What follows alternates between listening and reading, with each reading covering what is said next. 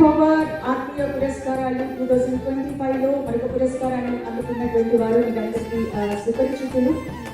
రేలారే కంధా గారు, ప్రముఖ గాయని గారు వచ్చేశారు. అనేక కుటుంబాలకు ఆమె గొంతు ఒక సంఖారావం.